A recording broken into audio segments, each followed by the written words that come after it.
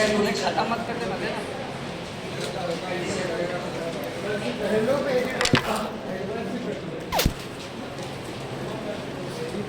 Neural antipsychotics complete हो गया, typical हो गया, आर्टिफिशियल हुआ।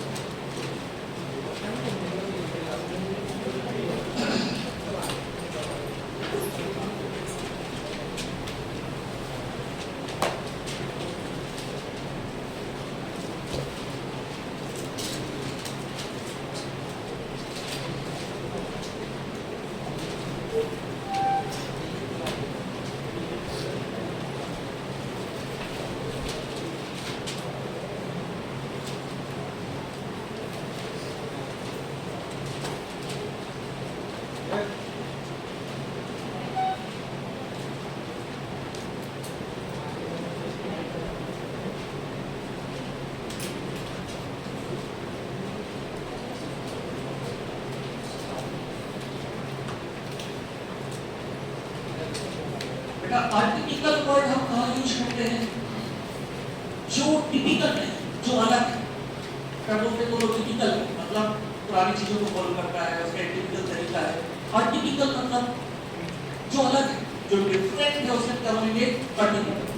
तो जो टिपिकल थे, जो टिपिकल थे, उनका यूज किया जा रहा था नॉर्मल सिम्टम्स को ट्रीट करने में, पॉजिटिव सिम्टम्स को ट्रीट करने। पॉजिटिव का मतलब क्या होता है बेटा?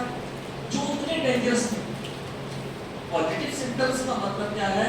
दे आर नॉट सो डेंजरस, वो उतने डेंजरस नहीं है, उन्हें क्या बोला जाता है? Positive symptoms. ठीक है। नेगेटिव सिम्टम्स मतलब जो डेंजरस है। अगर सिजोफ्रेनिया में, साइकोसिस में किसी में नेगेटिव सिम्टम्स आ गए तो वो खुद को खत्म कर सकता है, वो लोगों को खत्म कर सकता है, वो सोसाइटी को खत्म कर सकता है। वायलेंट बिहेवियर, जितने भी आप मूवीज देखते हैं सीरियल किलर्स की, वो सारे सिम्टम्स किसके हैं? Negative symptoms of schizophrenia. ठीक है। तो आर्टिफिशियल न्यूरोलेप्टिक्स जो स्पेशली तैयार किए गए हैं, स्पेशली जो उनका यूज है, वो है ट्रीटमेंट ऑफ नेगेटिव सिम्टम्स। बेटा, they are mainly used for treatment of negative symptoms. They are mainly used for treatment of negative symptoms. Negative symptoms of schizophrenia. They are mainly used for the treatment of negative symptoms of schizophrenia.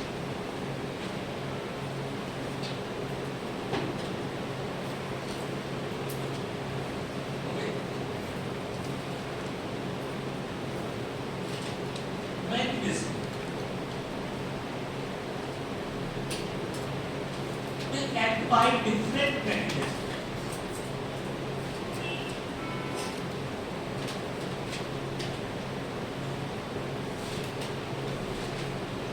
They act by different mechanisms. अब different किससे बोल रहे हैं बेटा? Typical से। जो conventional antipsychotics हैं, जो टिपिकल एंटीसाइकोटिक्स हैं, उनसे इसकी different mechanism। बेटा जब टिपिकल एंटीसाइकोटिक्स की बात करते हैं तो मेनली कौन से रिसेप्टर को टारगेट करते हैं? D2 receptors. अब आर्टिफिशियल एंटीसाइकोटिक्स, अधिकतर आर्टिफिशियल एंटीसाइकोटिक्स ऐसे रहते हैं जिनकी D2 रिसेप्टर के लिए या तो कम एफिनिटी होती है या फिर वो बिल्कुल भी एफिनिटी शो नहीं करते किसके लिए? D2 receptor. they have either very less affinity, they have either very less affinity for D2 receptor, they have either very less affinity for D2 receptor, they have either very less affinity for D2 receptor or no affinity, या तो बहुत कम है या फिर बिल्कुल भी affinity नहीं है किसके लिए? D2 रिसेप्टर के लिए। अब बेटा D2 रिसेप्टर के लिए कम एफिनिटी होगी तो एक फायदा क्या होगा? यहाँ पर उस तरह के सिम्टम्स नहीं आएंगे। कौन से? एक्स्ट्रा पिरामिडल डिस्टर्बेंसेस, पार्किंसन वाले जो सिम्टम्स हम वहाँ पर देख रहे थे, बेटा इसको अलग से जो less chances of less chances of extrapyramidal disturbances.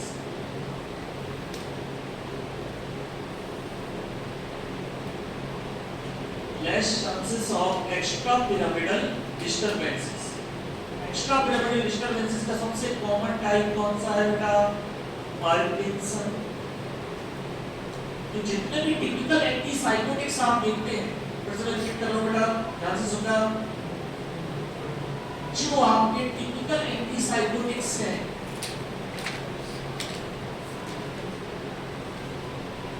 वो ब्रेन में कहां पर? Limbic system. बेटा लिम्बिक सिस्टम में ये डोपामिन के लेवल को कम करते हैं, डोपामिन की एक्टिविटी को कम करते हैं बाय ब्लॉकिंग D2 रिसेप्टर।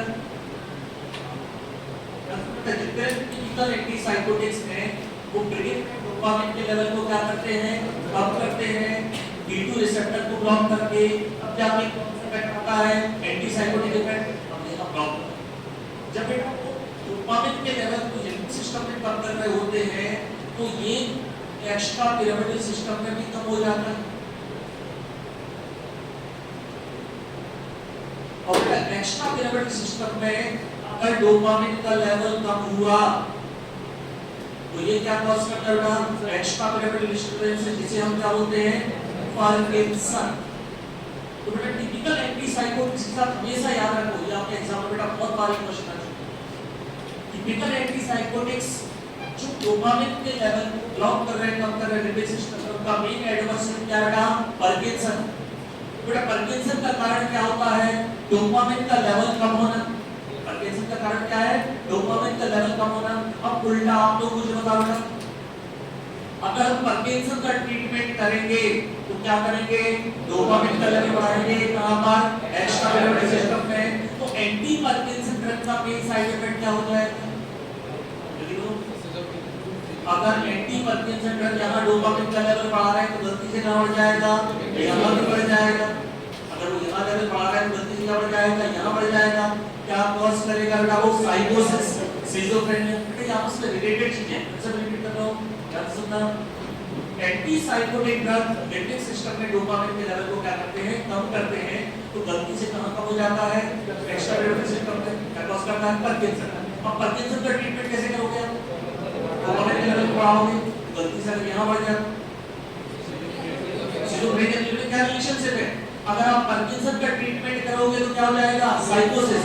और साइकोसिस का ट्रीटमेंट करोगे तो क्या हो जाएगा? पार्किंसन। एक दूसरे से रिलेटेड क्या बेटा? एक दूसरे से रिलेटेड। लेकिन बेटा ये चांसेस कब किसमें रहते हैं? अगर हम यूज कर रहे हैं typical antipsychotic, typical antipsychotics D2 receptor की एक्टिविटी बहुत कम रहती है, दूसरे रिसेप्टर्स को टारगेट करते हैं। अब सुनो बेटा ध्यान से, आज भी जो साइकोसिस के ऊपर रिसर्च है, जो सिजोफ्रेनिया के ऊपर रिसर्च है, वो लगभग बहुत कम है। कुछ सालों पहले की एक रिसर्च है, वो लोग पोस्टमार्टम कर रहे थे एक सिजोफ्रेनिया साइको का। पोस्टमार्टम के दौरान उन्होंने जब ब्रेन की स्टडी की, ब्रेन को जब उन्होंने स्टडी के लिए भेजा, तो एक साइकोसिस पेशेंट के दिमाग में ये रिसेप्टर बहुत ज्यादा था। कौन सा रिसेप्टर बहुत ज्यादा था? 5-HT2 रिसेप्टर बहुत ज्यादा था एक साइको के दिमाग में।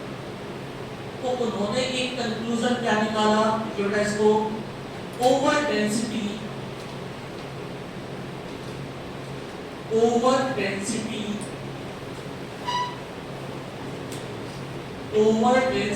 of 5-HT2 receptor, over density of 5-HT2 receptor, over density of 5-HT2 receptor may cause psychosis. Over density of 5-HT2 receptor may cause psychosis.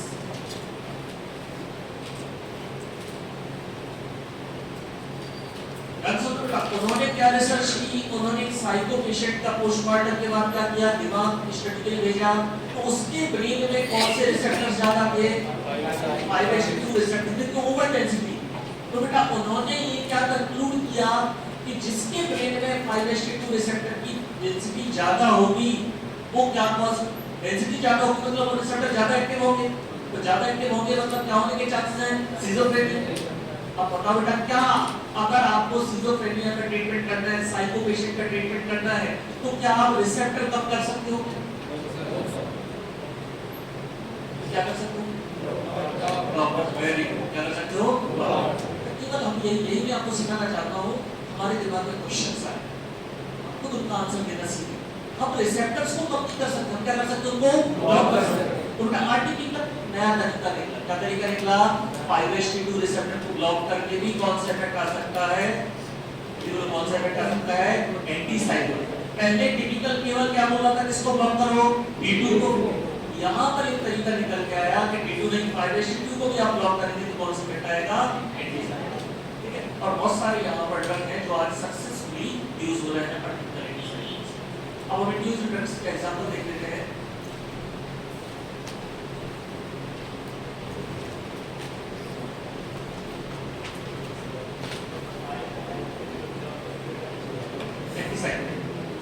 तो बेटा 5HT2 ज्यादा एक्टिव है, और ज्यादा एक्टिव होना बेटा वो रिवर्स वे में जा रहा है। आप समझो, उन्हें नहीं पता साइकोसिस कैसे होता है, उन्होंने एक आदमी को दिमाग में स्टडी की और उसमें 5HT2 ज्यादा एक्टिव है, तो उन्होंने क्या कंक्लूड किया, ये ज्यादा है इसलिए क्या हुआ, इसको साइको उन्होंने क्या किया, उसको ब्लॉक किया। ब्लॉक किया तो ठीक होने लगा। तो उनकी स्टडी और क्या हो गई, कंफर्म हो गई। देखो बेटा, यहाँ पर जितनी भी रिसर्च चल रही है मेंटल इलनेस के ऊपर, वो रिवर्स वे में चल रही है। हमने ये ड्रग दे के देखा, आदमी ठीक होने लगा। अब एग्जैक्ट अभी पता नहीं बेटा, जब सिजोफ्रेनिया के बारे में पढ़ते हैं, जो पहली लाइन मैंने आपको लिखवाई थी, कारण क्या है साइकोसिस का, क्या है, स्टिल नॉट क्लियर नहीं, मतलब आप किसके ऊपर चल रहे हैं बेटा, अब थर्ड ऑफ के ऊपर साइकोसिस। Okay, individual drugs.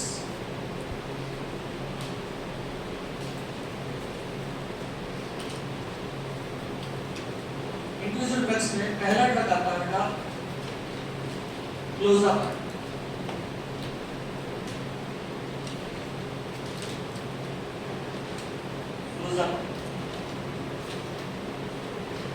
ये ब्लॉक करता है alpha receptor plus 5HT2 plus D4 plus H1, इन सारे रिसेप्टर्स को ये ब्लॉक करता है क्लोज़ापाइन। और कौन से रिसेप्टर को ब्लॉक करता है? Alpha plus 5HT2 plus D4 plus H1 plus H1, इन सारे रिसेप्टर्स को ये ब्लॉक करता है। अब बेटा यहाँ पे 5HT2 को ब्लॉक करने से एंटीसाइकोटिक इफेक्ट आता है, D4 से भी फायदा मिलेगा एंटीसाइकोटिक, और D2 को टारगेट नहीं करता, मतलब D2 वाले साइड इफेक्ट यहाँ पे आने के चांसेस कम है। कौन सा? एक्स्ट्रा पिरामिडल डिस्टरबेंसेस, हाइपरप्रोडक्टिविटी के चांसेस भी काफी कम है। H1 रिसेप्टर को अगर कोई भी ड्रग ब्लॉक कर रहा है, इसको ब्लॉक कर रहा है, H1 रिसेप्टर को ब्लॉक कर रहा है, तो वहां पर एक साइड इफेक्ट आएगा, और उसको आप साइड इफेक्ट भी बोल सकते हो, इफेक्ट भी बोल सकते हो, दोनों चीजें आप उसको बोल सकते हो। इसको समझो थोड़ा ध्यान से बेटा। आप लोगों ने एविल टैबलेट खाई, एविल कब खाया है? एलर्जी क्या जाती है, एलर्जी, उसका साइड इफेक्ट बता सकते हो? नींद सी आती है, क्या आती है? नींद। बेटा इस तरह की जितनी भी एंटी एलर्जिक ड्रग हैं जिनसे आपको नींद सी आती है, ये उससे ट्रीट हो गया, सेंट्रेशन हो गया, इनसे नींद सी जब आती है बेटा, उसका कारण है ये रिसेप्टर जब भी ब्लॉक होता है क्या आती है, नींद आती है। तो जितने भी H1 एंटीहिस्टामिनिक है, H1 ब्लॉकर है, उनसे आपको क्या प्रॉब्लम होगी, नींद सी आएगी। क्या होगा? सेडेशन। क्या होगा वहां पे? सेडेशन। हमेशा क्या रखो, कोई भी ड्रग अगर इसको ब्लॉक कर रहा है H1 रिसेप्टर को, तो क्या प्रॉब्लम आएगी वहां पर? सेडेशन। नींद सी आएगी, क्या आएगा? सेडेशन।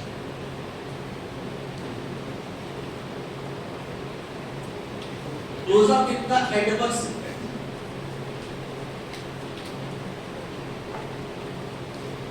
पहला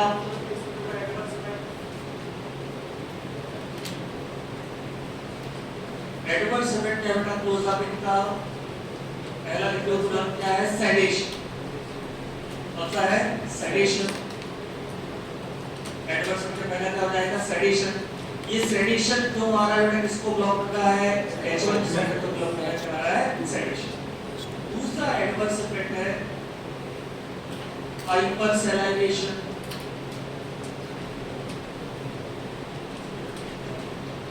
hypersalivation बेटा मुंह से लगातार क्या लार जैसी निकलती रहती है, गीला बना रहता है, hypersalivation।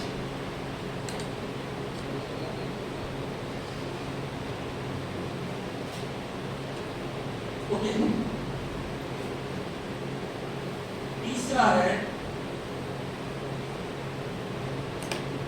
arrhythmia at very high dose, arrhythmia at very high dose, बहुत हाई डोज पे बेटा ये हार्ट में रिदम को क्या कर सकता है, डिस्टर्ब कर सकता है। arrhythmia at very high dose,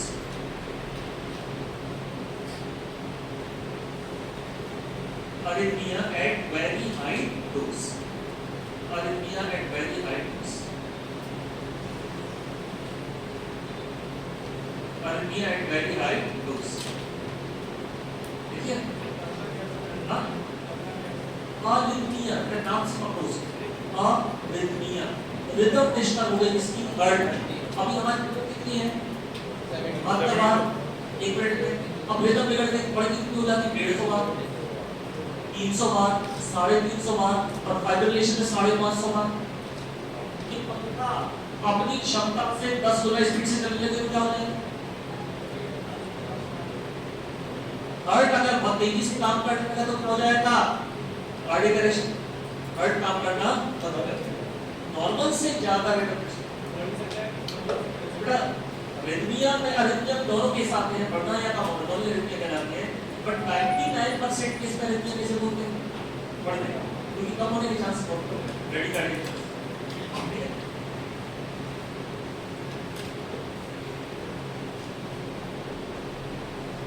close up देखते हैं, बेटा यूजेस ऑफ क्लोजअप।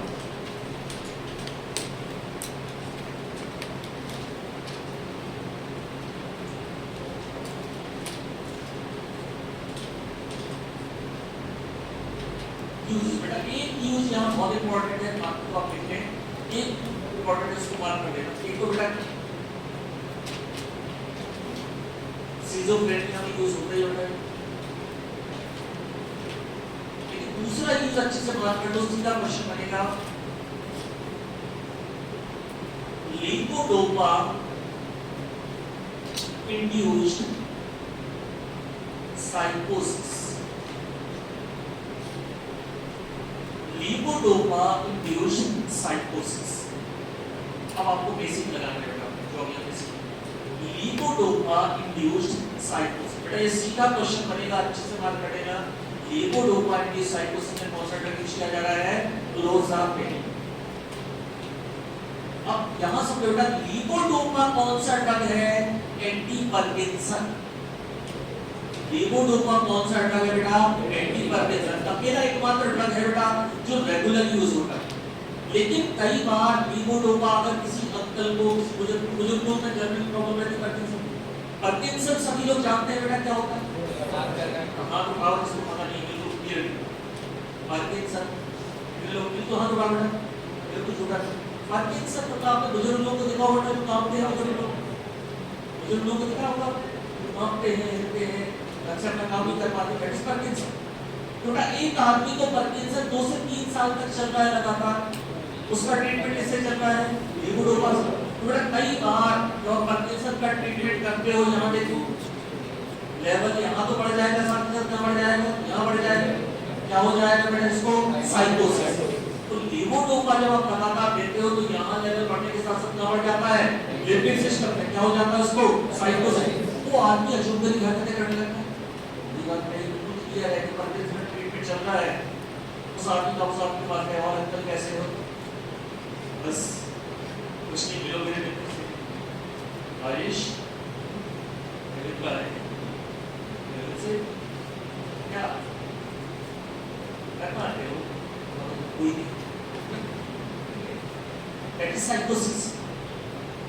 तो साइको जो पेशेंट बना वो रेगुलर क्या लेने से बना, लीवोडोपा। अब बेटा प्रॉब्लम ये है, ऐसे केस में आप टिपिकल एंटीसाइकोटिक्स नहीं दे सकते, आपको ऐसा देना पड़ेगा जो V2 रिसेप्टर के ऊपर काम नहीं कर रहा हो, या पावरफिलिटी, ठीक है, तो V2 रिसेप्टर के ऑलरेडी V2 रिसेप्टर पे काम कर रहे हैं। तो बेटा यहाँ पे कौन सा ड्रग चलता है, क्लोज़अप। अच्छे से याद रखना बेटा, ऐसे क्वेश्चन सीधे बनते हैं, क्लोजामिन का यूज कहां पर किया जाता है? Levodopa induce sites. नेक्स्ट तक आता है आर्टिकल में रिस्पेरिडोन। अब केवल एक अंतर करना है, जिस ऑर्डर में मैं आपको लिखवा रहा हूं ड्रग उसी ऑर्डर में आपको याद रखना। क्लोजामिन किससे जुड़ रहा था? Alpha plus 5/2 plus A2 plus H1 इससे जुड़ रहा था। अब आपको केवल एक चेंज कर देना, D4 था यहाँ पे, आपको यहाँ पे एक चेंज कर देना, क्या लगा देना है? D। इनको ब्लॉक करने वाला, इन सबको ब्लॉक करने वाला कौन सा हो जाएगा? रिस्पेरिडोन। सबको ब्लॉक कौन करेगा? रिस्पेरिडोन। क्या डिफरेंस है बेटा? वो ब्लॉक कर रहा है D4, ये कोई एफिनिटी इसके लिए शो करता है D2 के, तो ये स्ट्रॉन्ग एफिनिटी नहीं है, D2 के लिए भी सही एफिनिटी है।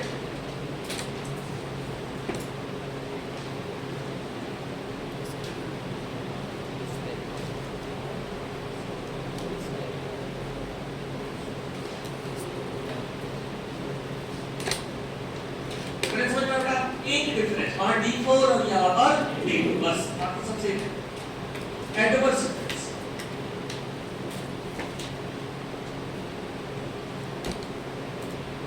Adverse difference,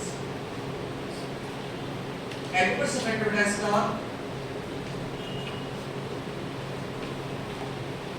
those related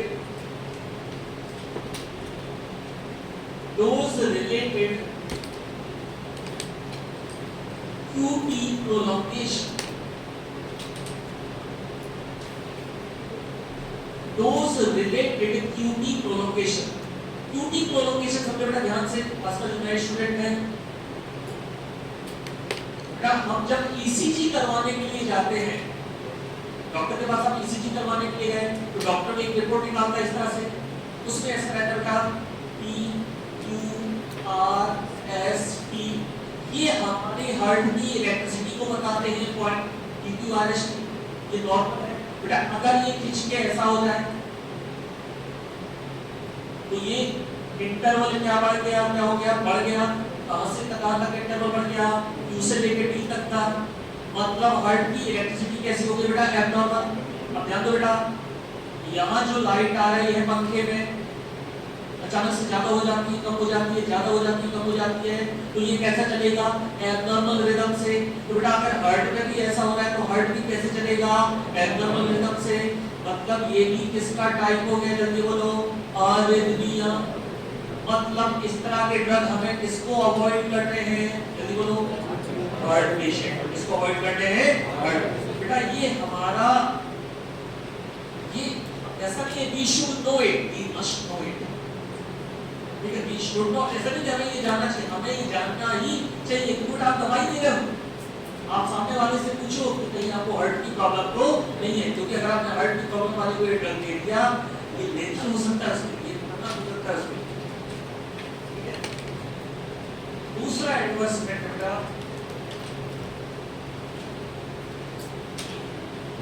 hyper प्रोलैक्टिनेमिया। Hyper प्रोलैक्टिनेमिया, blood में प्रोलैक्टिन का लेवल बढ़ जाता है। ब्लड में क्या ज्यादा रिलीज होने लगता है? प्रोलैक्टिन ज्यादा रिलीज होने लगता है, प्रोलैक्टिन का लेवल बढ़ जाता है। ब्लड किसका लेवल बढ़ जाता है? प्रोलैक्टिन का लेवल बढ़ जाता है, प्रोलैक्टिन ज्यादा रिलीज होता है। Hyper prolactin. बेटा शब्दों को तोड़ना सीखो। एनिया का मतलब क्या होता है? ब्लड। एनिया का मतलब क्या होता है? ब्लड। इसका लेवल बढ़ा, प्रोलैक्टिन का कैसा हो गया? हाइपर। Hyper prolactin. पहला कौन सा ड्रग हो गया हमारा? क्लोजामिन। दूसरा कौन सा ड्रग हो गया? रिस्पेरिडोन। तीसरा ड्रग आता है बेटा ओलिंजापाइन।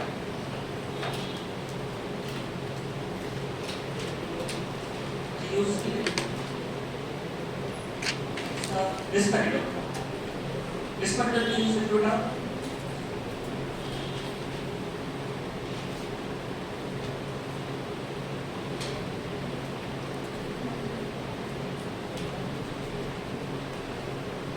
रिस्पेरिडोन का यूज कर दो।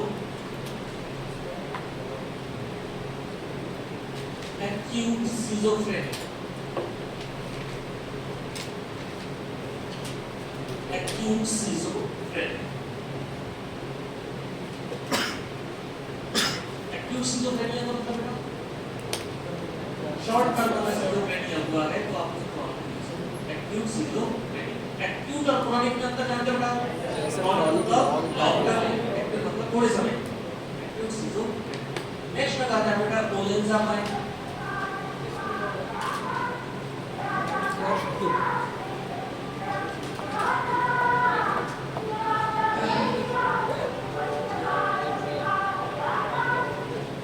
olanzapine.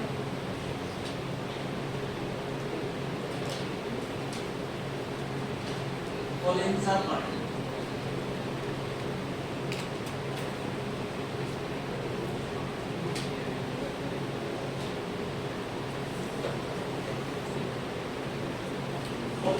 बेटा ये आपने लिखा है बेटा, ये किसका लिखा था? रेस्पिरेटर. केवल एक बार चेंज कर देना.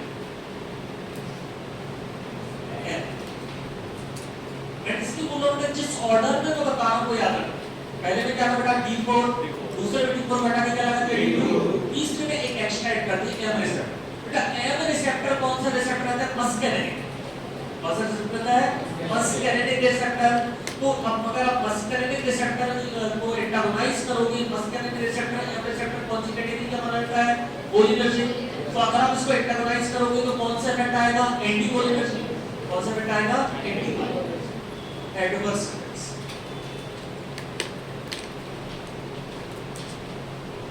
अब बेटा एक एडवर्स इफेक्ट के कारण मस्कैरिन के कारण एंटी कोलिनर्जिक एडवर्स इफेक्ट आएंगे. बेटा एंटी कोलिनर्जिक के सबसे कॉमन एडवर्स इफेक्ट समझना. एंटी कोलिनर्जिक के सबसे कॉमन एडवर्स इफेक्ट आप लोग समझना. एसिटाइल कोलिन क्या करता है बेटा? हाइपर सैलाइनेशन. उससे क्या निकलता है? सलाइवा. हमारा जो बेटा जो सलाइवा निकलता है उसका कारण क्या है? एसिटाइल. जैसे बेटा आप बस में बैठे हो, ट्रेन में बैठे हो, कोई आदमी बहुत थका हुआ था, आपसे केस हो गया, अगर आपको कोई दिक्कत नहीं है, थोड़ी देर में आपको गीला गीला महसूस होगा, नींद में हो जाता होता है सलाइवा. ठीक है. तो अगर आप एंटीकोलिनर्जिक दोगे तो क्या होगा? Dry mouth. क्या हो जाएगा? Dry mouth.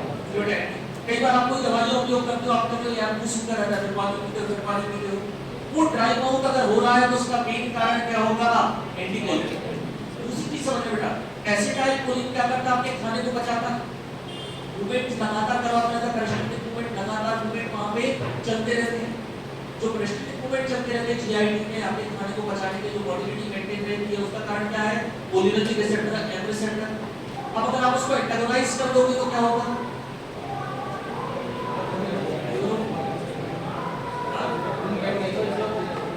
मूवमेंट कम हो जाएगा. Very good. जो डाइजेशन के लिए जो मूवमेंट कम होता हो जाएगा, कम हो जाएगा. क्या प्रॉब्लम हो सकता है? डाइजेशन कम होगा. और से कोई एक वर्ड में सुन लेते हो कॉन्स्टिपेशन. क्या प्रॉब्लम आ जाएगी? कॉन्स्टिपेशन. ये दो सबसे कॉमन एंटीकोलिनर्जिक एडवर्स इफेक्ट माने जाते हैं. कौन कौन से बेटा? Dry mouth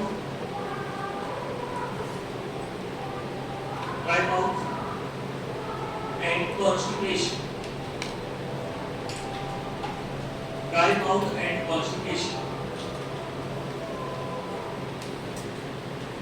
dry mouth and constipation. इसके अलावा इसका एक एडवर्स इफेक्ट जो पहले भी हमने देखा था पिछले में, cutie प्रोलोकेशन.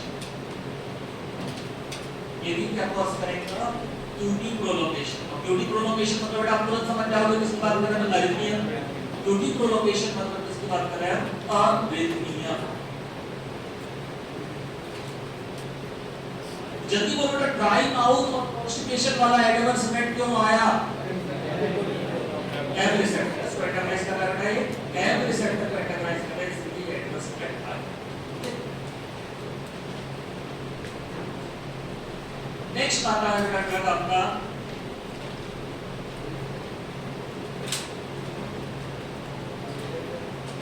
Uses.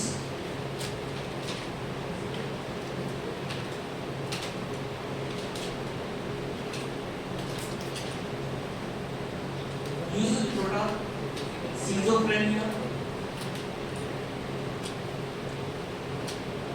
mania,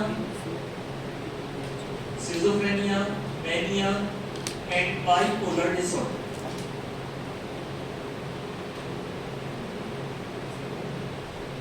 Schizophrenia, mania and bipolar disorder. Schizophrenia, mania and bipolar disorder. ये क्या वर्ड है इसके यूजेस? इसके बेटा अभी हम जो चैप्टर पढ़ने वाले हैं आगे एंटी मैनिक ड्रग, उसमें भी आपको मिलेगा कॉलेज का।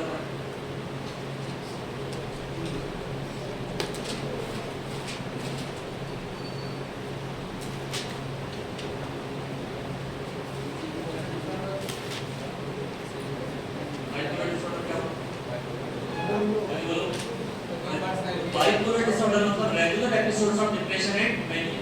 कभी आप बहुत ज्यादा हाइपर हो जाते हो, कई बार डिप्रेशन में चले जाते हो। बाइपोलर मतलब दो, बाइपोलर मतलब दो। रेगुलर डिप्रेशन का regular episode of depression and mania, that is bipolar disorder. Next का गया था क्लोज अप। ठीक हो गया। नेक्स्ट आपका क्विडिया का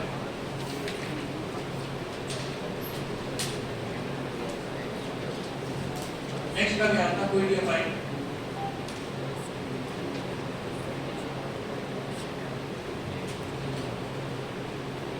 अल्फा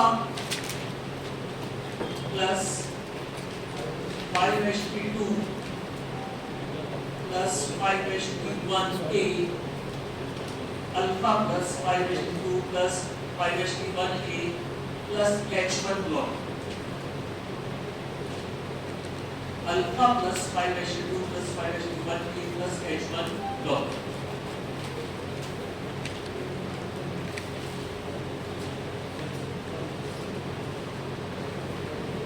एडवर्स इफेक्ट्स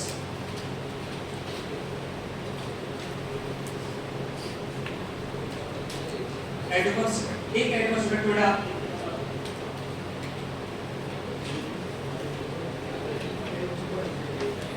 सेडेशन। बेटा घटना नहीं देखते हो ना, H1 को ब्लॉक कर रहा है मतलब कौन सा आएगा?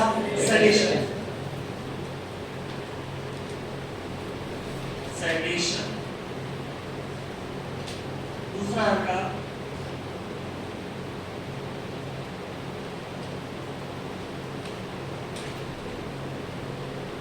Agitation. Sedation and agitation. Agitation समझ लो, एजिटेशन मतलब अजीब सा थोड़ा सा लगता है। एजिटेशन एजिटेशन मतलब कोई आपसे कोई बात कर रहा है या क्या है बात, वो दैट इज एजिटेशन। इसके बड़ा यूजेस बहुत important.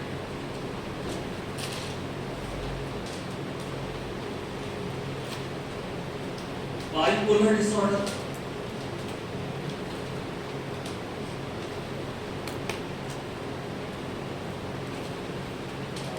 acute mania, bipolar disorder, acute mania and levodopa induced psychosis. Bipolar disorder, acute mania and levodopa induced psychosis. अब जल्दी से बताओ बेटा, पूरे चैप्टर में दो ही ड्रग हैं जिनका यूज किया जाता है levodopa induced सीधा क्वेश्चन है खासकर आपके डीआई के एग्जाम। ऐसे क्वेश्चन बिल्कुल सीधे आते हैं जो क्या यहाँ पर रिफ्लेक्ट करते हैं कि अगर ये यूज करने से ये बीमारी होगी। डीआई के एग्जाम में वो आपको कैसे क्वेश्चन देते हैं? केस स्टडी के फॉर्म। एक आदमी जो लंबे समय से levodopa ले रहा था, उसमें कुछ स्किज़ोफ्रेनिया के सिम्टम डेवलप हो गए। अब इनमें से कौन सा ड्रग एंटीसाइकोटिक ड्रग आप उसके लिए चूज करेंगे? तो हमारे पास चॉइस कौन जो बेटा क्लोज़ापाइन और क्विडियापाइन। अब बेटा ये दोनों ही क्यों? क्योंकि ये B2 रिसेप्टर को ब्लॉक नहीं करते। अब तो दोनों ही ड्रग किसको ब्लॉक नहीं कर रहे हैं? क्योंकि B2 रिसेप्टर को ब्लॉक करोगे तो अपनी प्रॉब्लम हो जाएगी। आगे अब जैसे जैसे सिम्टम आ जाए तो हमें ऐसा ड्रग चाहिए, ऐसा तो नहीं चाहिए बेटा हमें कि एक प्रॉब्लम दूर करो दूसरी प्रॉब्लम हो जाए। आपके साथ तो ऐसा होता है बेटा, आप कहीं रोड पे जा रहे हो और कुछ पट्टी जैसा आपके पैर से चिपक गया, आपने यहाँ वहाँ देखा, फिर दूसरे पैर से पैसे निकाला, अब इसमें चिपक गया, फिर इससे निकाला तो इसमें चिपक गया। अब प्रॉब्लम क्या नहीं हो रही है, सॉल्व नहीं हो रही। तो बेटा अगर हम D2 ब्लॉकर देंगे तो ये प्रॉब्लम हो जाएगी, इसको ठीक करोगे तो ये प्रॉब्लम हो जाएगी। तो हमें ऐसा एंटीसाइकोटिक देना है जो किसको ब्लॉक न करता हो। तो बेटा ये दो ड्रग कौन से हो गए, बहुत इंपॉर्टेंट ड्रग कौन हो गए, लोजापाइन तो इंडिया। एक ट्रिक बता दो बेटा, उससे याद रख लेना, कभी नहीं बोलो, रिलेट करना बहुत आसानी से, बहुत आसानी से आप रिलेट करोगे, अपने आप क्या रहेगा आपको। अच्छा ये बताओ बेटा, कई बार कई बीमारियों के इलाज हम देसी तरीके से करते हैं, तो ये सब होता है कि यार ये तरीका है, भले वो सही हो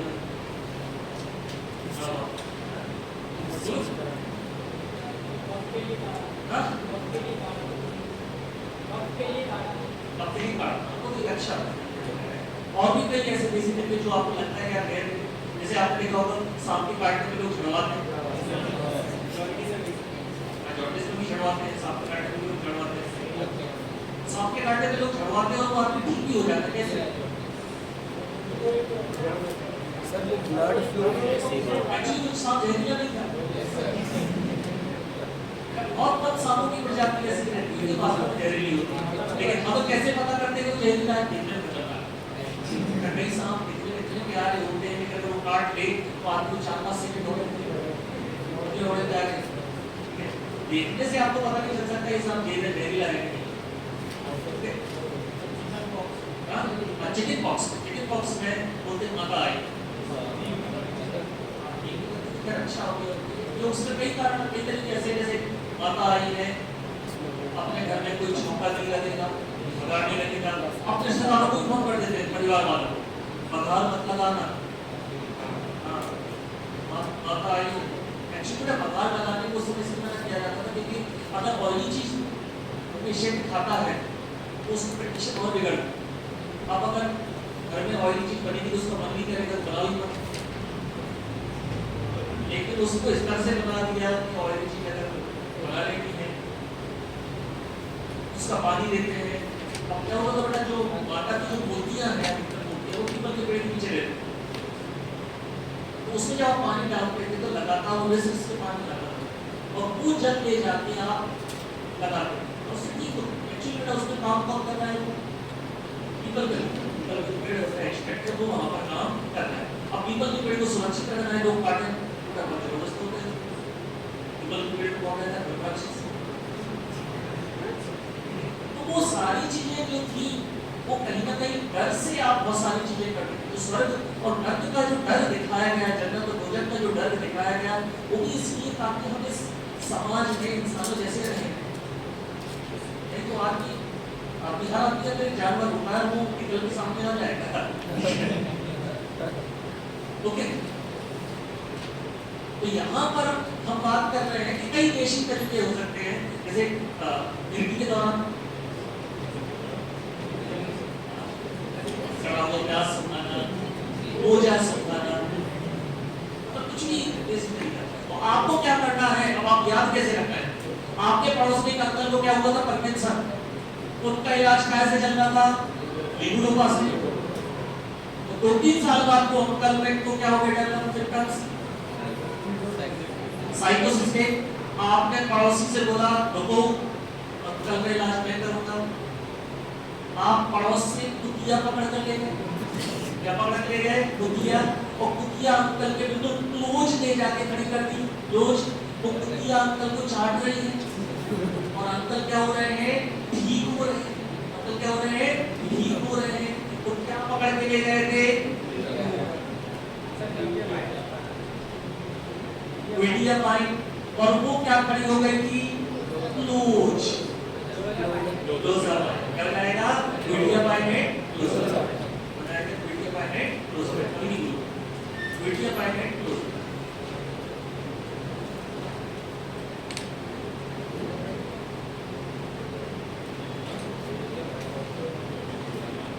गुड ड्रग कौन सा बेटा, लिकोडोपाइन साइकोसिस में विडियापाइन है क्लोज।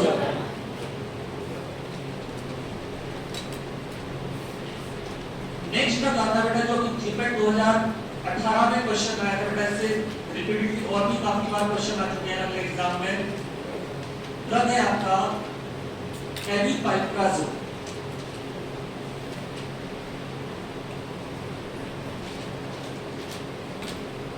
एविपाइप्राजोल बहुत कॉमनली यूज होने वाला, बहुत ज्यादा यूज होने वाला एक ड्रग है, क्योंकि कुछ इसकी प्रॉपर्टीज है।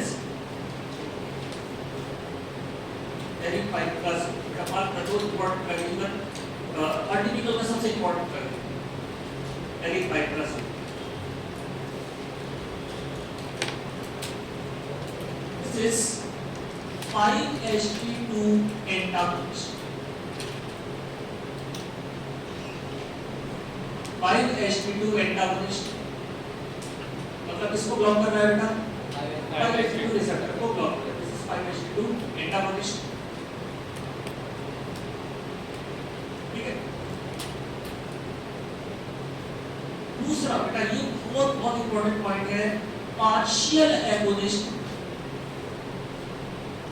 Partial agonist for 5-HT1 A receptor and T2 receptor। 5-HT2 1A receptor and T2 receptor बिल्कुल अच्छे से मार्क कर लो बेटा। पार्शियल एगोनिस्ट का मतलब क्या होगा बेटा, ये बोलो। पार्शियल एगोनिस्ट की अगर आपने डेफिनेशन पढ़ी है तो ना तो ये लेवल को बढ़ने देता है ना ही कम होने देता है। मतलब कैसे करके रखेगा बेटा, मेंटेन। और यही चाहिए हमें, क्योंकि अगर D2 का लेवल बढ़ा तो क्या हो जाएगा बेटा, सिजोफ्रेनिया। कम हुआ तो क्या हो जाएगा, पार्किंसन।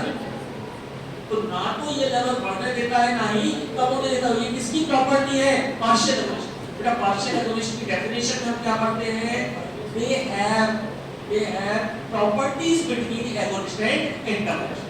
वो एगोनिस्ट और एंटागोनिस्ट की बीच की प्रॉपर्टी रखते हैं, मतलब ना तो बढ़ने देते हैं ना ही कम होने देते हैं। तो बेटा ना तो ये सेरोटोनिन के लेवल को बढ़ने देगा ना कम होने देगा, ना डोपामिन के लेवल को बढ़ने देगा ना ही कम होने देगा। मतलब क्या करके रखेगा बेटा, स्टेबल करके रखेगा, मेंटेन करके रखेगा, स्टेबलाइज करके रखेगा।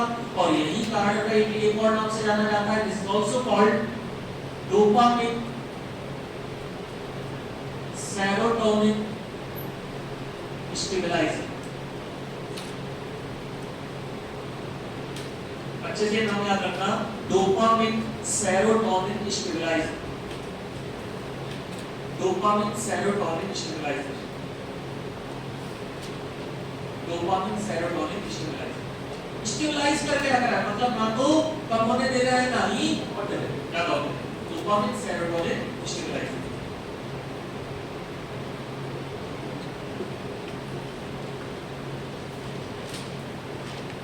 ठीक है। पहले अगर फार्मासिस्ट की बस में होता वो सारे ड्रग का क्या करता बेटा, क्या बनाता वो पार्शियल एगोनिस्ट। तो बेटा पार्शियल एगोनिस्ट क्या फायदा है, साइड इफेक्ट कम हो जाएगा। क्या हो जाएंगे, side effect.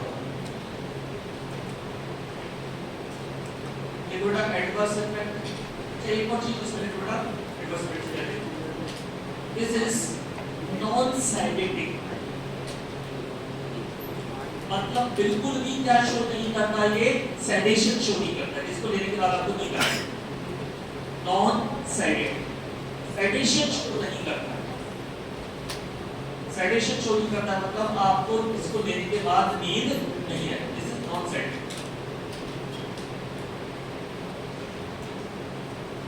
Adverse effects.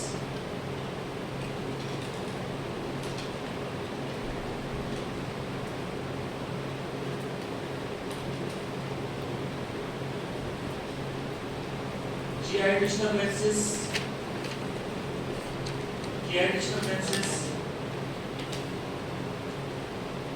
anorexia, anorexia,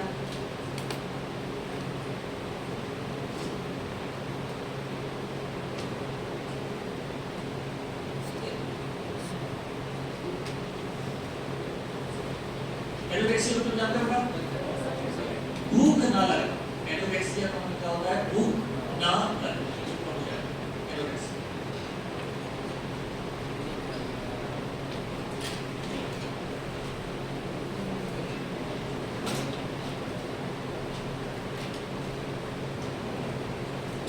next का आता है यूजेस लिख लो बेटा। यूजेस बेटा जिससे क्वेश्चन पूछा गया था 2008 में 2018 में, रेजिस्टेंट डिप्रेशन।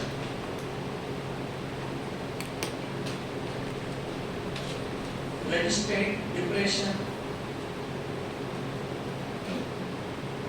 रेजिस्टेंस साइकोसिस,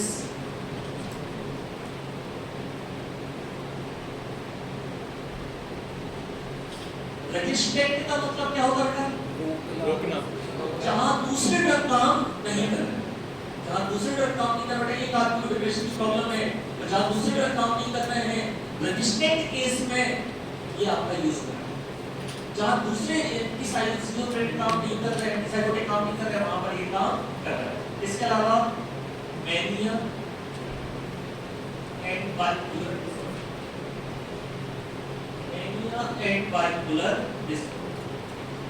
क्वेश्चन पूछा गया था रेजिस्टेंट डिप्रेशन में कौन सा एंटीसाइकोटिक आप लेंगे? ये क्वेश्चन आया था 2018 में, रेजिस्टेंट डिप्रेशन में कौन सा एंटीसाइकोटिक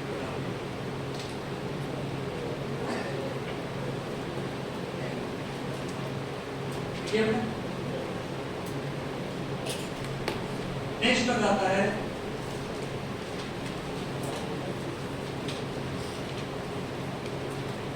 जिप्रासिडोन।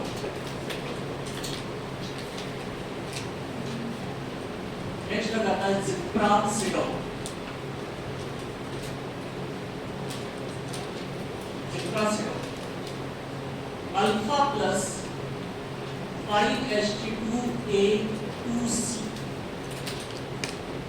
सबटाइप होता है बेटा 5H2 receptor 2A2C plus B2 plus H1 block. ये बात नहीं करना 2A2C स्लैश 2A/2C ये subtype 5H2 receptor 5H2A2C plus B2 plus H1 block 2A2C B2 plus H1 block.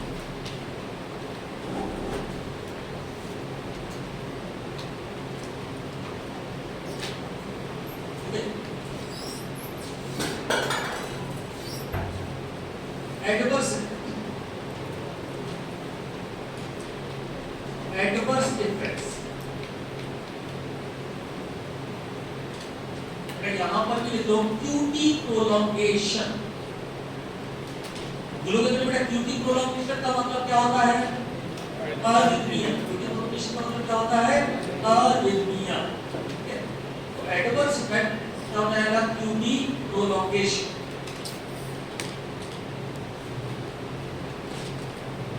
Uses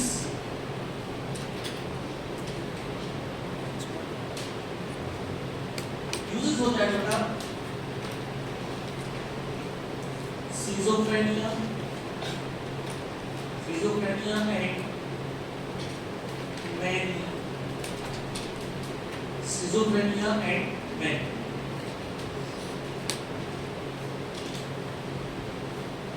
schizophrenia and mania.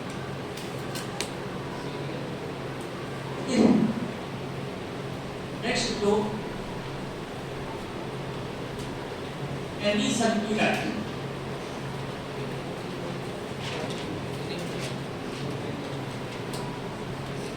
एनीसल्फिराइड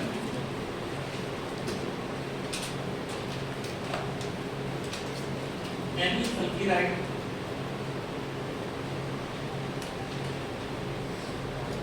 this is B2 plus B3 blocker. B2 B3 दोनों receptor को क्या करेगा बेटा? ये ब्लॉक करेगा।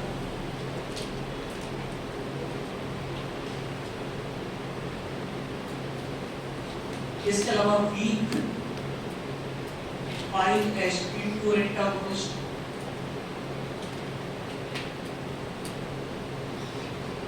Week 5HT2 antagonist.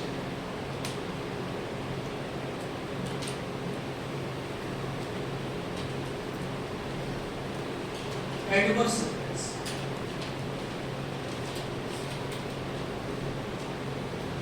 Adverse effect बेटा hyperprolactinemia,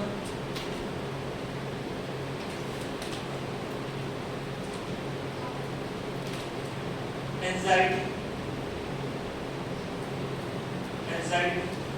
and QT prolongation.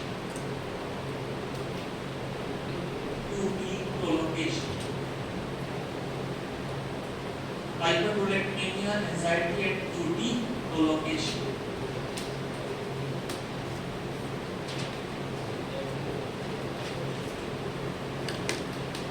ये चीजें बता बेटा, हाइपरप्रोलेक्टिनेमिया, प्रोलेक्टिनेमिया, एंजाइटी मतलब तनाव, चिंता, ठीक है, QT prolongation मतलब क्या है? यूज बेटा acute and chronic schizophrenia.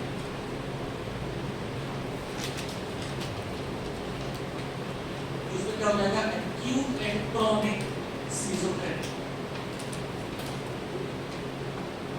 acute में क्या हो जाएगा? acute and chronic schizophrenia.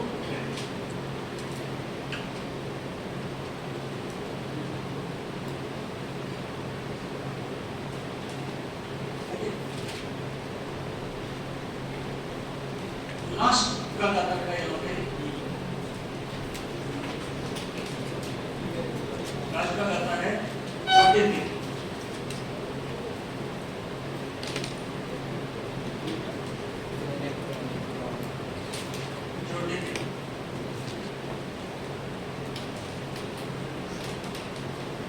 Alpha plus 5-HT2 plus B2 plus B1 plus H1 block.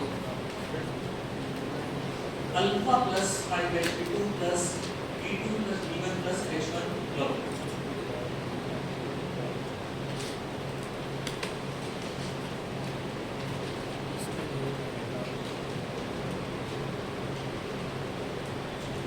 Adverse effects.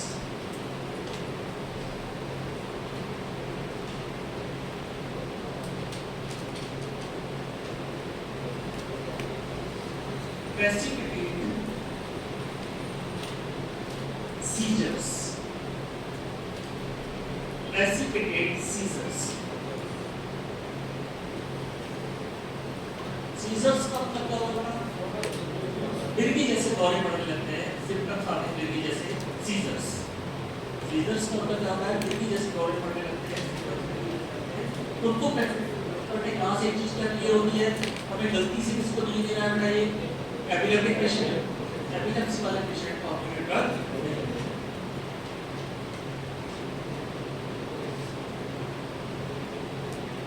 Uses में हो जाएगा बेटा schizophrenia and bipolar disorder. Schizophrenia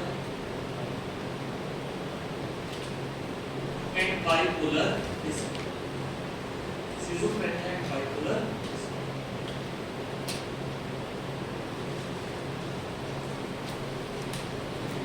इस सब में बेटा आपके अटिपिकल एंटीसाइकोटिक्स,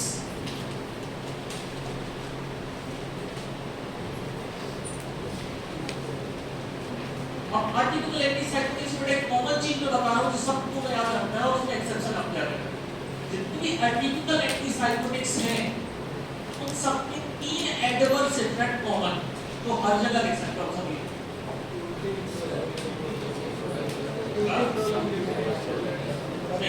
तीन एडवर्स इफेक्ट कॉमन है जो हर जगह आप लिख सकते हो. पहला है जो लिखना है आपको, वेट गेन, वेट गेन. दूसरा hyperlipidemia, weight gain, hyperlipidemia, and onset of diabetes. Weight gain, hyperlipidemia, and onset of diabetes. Onset of diabetes. Weight gain, बेटा जो सिजोफ्रेनिक पेशेंट को आप एंटीसाइकोटिक ड्रग देते हो, आर्टिफिशियल एंटीसाइकोटिक ड्रग देते हो, तो जो उसका एपेटाइट सिस्टम कंट्रोल करता है हाइपोथैलेमस, वो डिस्टर्ब हो जाता है. मतलब एक आदमी को खाते खाते कब रुकना है उसको पता नहीं रहता। मतलब नॉर्मल से क्या होता है बेटा, ज्यादा खाने लगता है, वेट गेन होने लगता है। अब बेटा हमारे भारतीय समाज में अगर वेट गेन हो रहा है तो हम सोचते हैं आदमी ठीक हो रहा है, इस आदमी का डोला हो रहा है तो हमें लगता है बीमार है, वेट गेन हो रहा है तो हमें क्या लगता है वो ठीक हो रहा है। जबकि बेटा यहाँ प्रॉब्लम है वेट गेन होना, यहाँ साइड इफेक्ट है वेट गेन होना। वेट गेन क्यों हो रहा है बेटा, क्योंकि जो हमारे ब्रेन का हाइपोथैलेमस का एपेटाइट कंट्रोल है वो डिस्टर्ब हो गया। वो आदमी खाता जा रहा है लेकिन उसे पता नहीं कब रुकना, नॉर्मल से ज्यादा खा रहा है।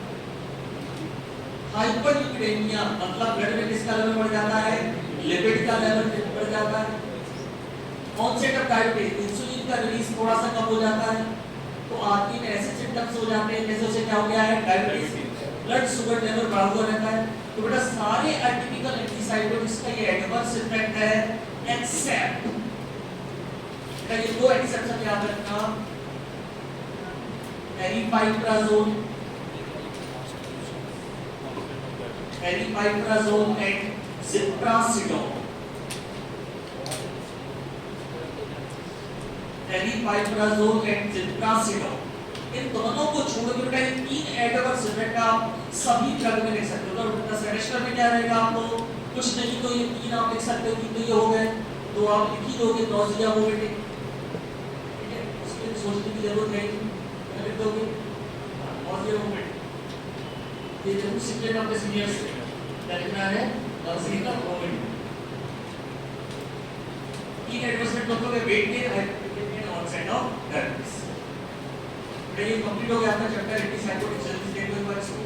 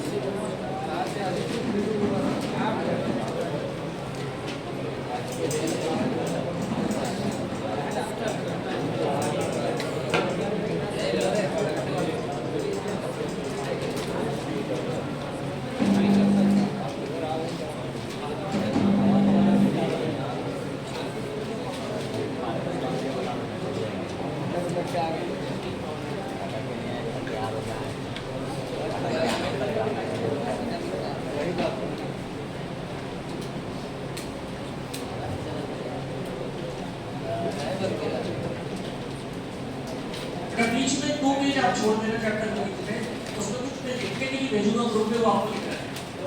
2 पेज बीच में छोड़ दो चैप्टर, अगले चैप्टर शुरू करने से पहले उसमें ग्रुप में कुछ भेजूंगा मैं, कुछ कॉमन एडवर्स करके वो आपको लिखना है। 2 पेज मतलब बेटा टोटल मिला के हो जाएंगे 4, 1 2 3 4 पैसे।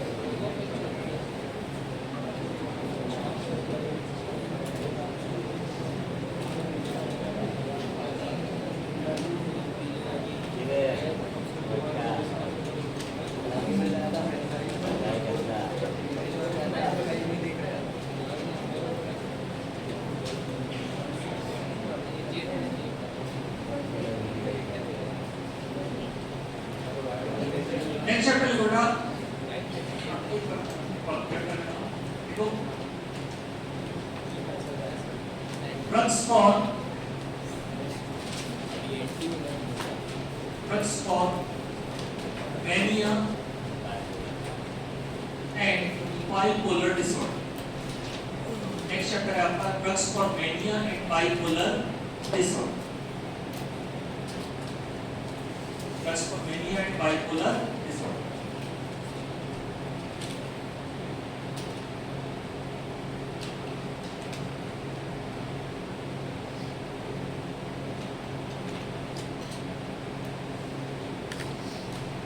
मेनिया मतलब हाइपर एक्टिव हो जाना, हाइपर एक्टिव हो जाना, हाइपर एक्साइटेड हो जाना, जल्दी जल्दी होना, हाई एनर्जी में रहना, कंसंट्रेट ना कर पाना, ये सारे सिम्टम्स कहलाते हैं मैनिया के. कितने टाइप का? It can be defined as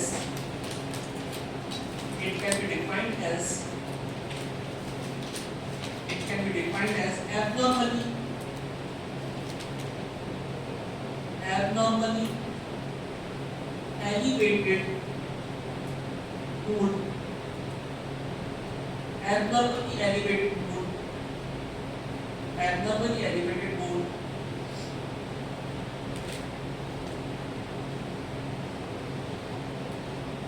with hyperactivity,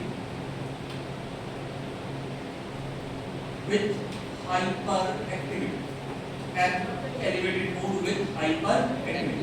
abnormal तरीके से मूड कैसा हो जाएगा? एलिवेटेड हो जाएगा. तो पर्टिकुलर पर्सन रहेगा वो कैसा रहेगा? Hyper active. कैसा रहेगा? हाइपर. ओके, इसको बेटा जनरली जस्ट अपोजिट माना जाता है जैसे depression. Okay, symptoms.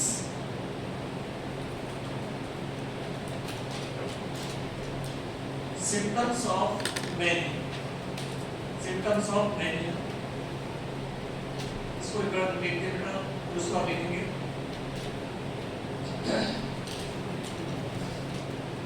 Symptoms of mania.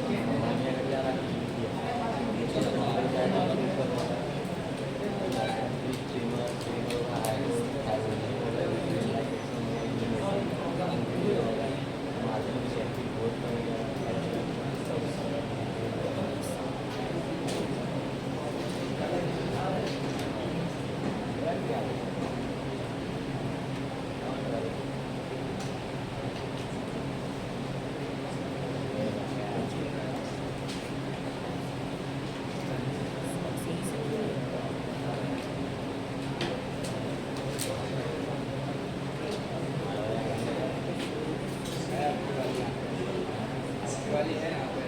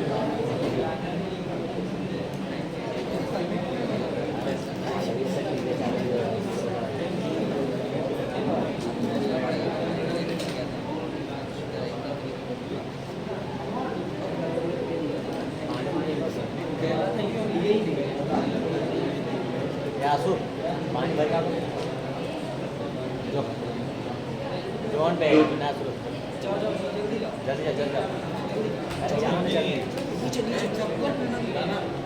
वही पी लिए जोन पे टाइम लगेगा अभी जल्दी एक और ऑर्डर दे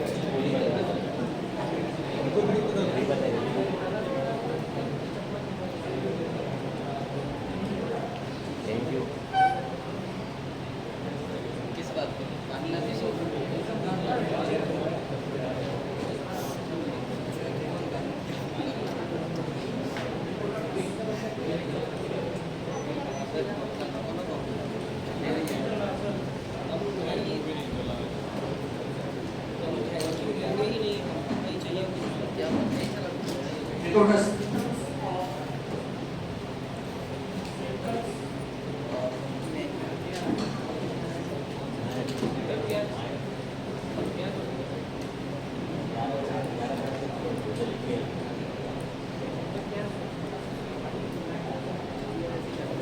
सिम्टम्स में पहला आता है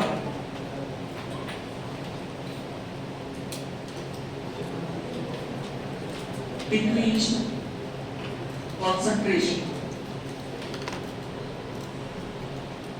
decreased concentration, कहलाता है यहाँ पर decreased concentration। concentration क्या हो जाएगा, कम हो जाएगा। जो पर्टिकुलर पैनिक पर्सन रहेगा वो कहीं पर भी कॉन्सेंट्रेट नहीं कर पाएगा। ओके, नेक्स्ट आता है excessive mood elevation, excessive mood elevation, excessive mood elevation, mood elevate हो जाएगा, अनकंट्रोल रहेगा, आदमी बिल्कुल भी नीचे लोअर स्टेट में रहेगा, बिल्कुल कैसा रहेगा, हमेशा हाइपर। नेक्स्ट आता है reduced need of sleep, reduced need of sleep। 3 से 4 घंटे बाद ही आदमी को लगेगा बस हो गई, 3 घंटे में बिल्कुल ऐसा थ्रेशोल्ड उठ जाएगा, बिल्कुल नींद की जरूरत बिल्कुल ना के बराबर है। reduced need of sleep। Next hyper activity, hyper activity, hyper activity. बेटा ये सारे सिम्टम्स हैं इसके मैनिया, इसके सिम्टम्स हैं मैनिया के। पूरे जो सबसे ज्यादा कॉमनली देखने को मिलता है रैपिड स्पीच।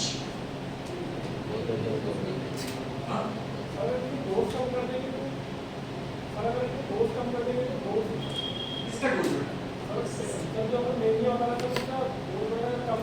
बेटा मैनिया बीमारी है, दवाइयों के बारे में। मैनिया क्या है, बीमारी है। अब मैनिया बीमारी है, उसकी सिम्टम्स हम देख रहे हैं, इसी दवाई की बात कर रहे हैं। मैनिया एक बीमारी है, उसमें ये सारे ठीक है। रैपिड स्पीच का मतलब क्या होता है,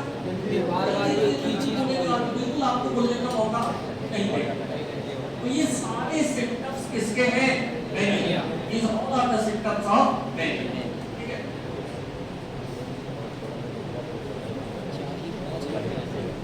ये थोड़ा cause of mania।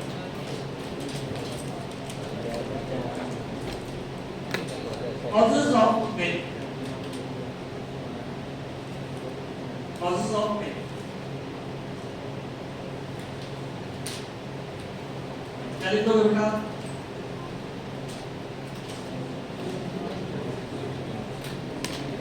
still not clear।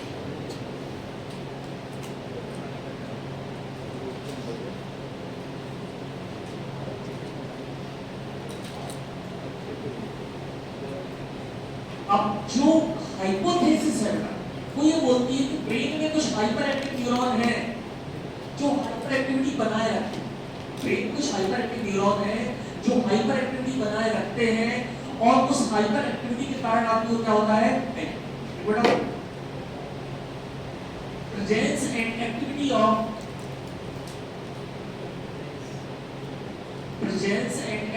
of some hyperactive neurons, presence and activity of some hyperactive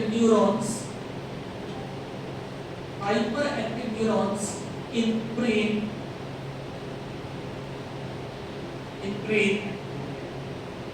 may cause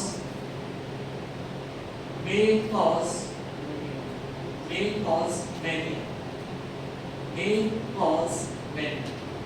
कुछ हाइपर एक्टिव न्यूरॉन हैं, उनकी हाइपर एक्टिविटी के कारण क्या होता है, मैनिया। बेटा अलग-अलग हाइपोथेसिस दी गई कि ब्रेन में सोडियम का लेवल बढ़ जाता है, ब्रेन में लिथियम का लेवल बढ़ जाता है, क्या क्या होता है हाइपर एक्टिविटी से रिलेटेड। और लेकिन फिलहाल अभी ये हाइपोथेसिस से मानी जा रही है हाइपर एक्टिव न्यूरॉन कैसे हैं, हाइपर एक्टिविटी शो कर रहे हैं, उनके कारण क्या हो रहा है पैनिक। तो बेटा अगर मैं आप इतना इंफॉर्मेशन के बाद अगर मैं आपसे पूछूं कि ट्रीटमेंट कैसे किया जा सकता है तो क्या सजेस्ट करोगे? हाइपर एक्टिव न्यूरॉन की हाइपर एक्टिविटी कम करेंगे, मतलब जो उनके लिए सोर्स ऑफ एनर्जी है। हाइपर एक्टिव को हाइपर एक्टिव करने के लिए क्या चाहिए? एनर्जी। तो उनकी एनर्जी सोर्स को क्या कर दो? कम कर दो। उनकी एक्टिविटी कम हो जाएगी, उनकी एक्टिविटी कम हो जाएगी, there will be treatment of mania. इसका ट्रीटमेंट हो जाएगा मैनिया का ट्रीटमेंट। ये gotta classification of anti manic drugs.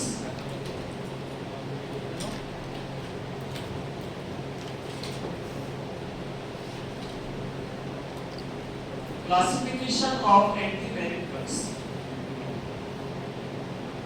Classification of anti-manic drugs.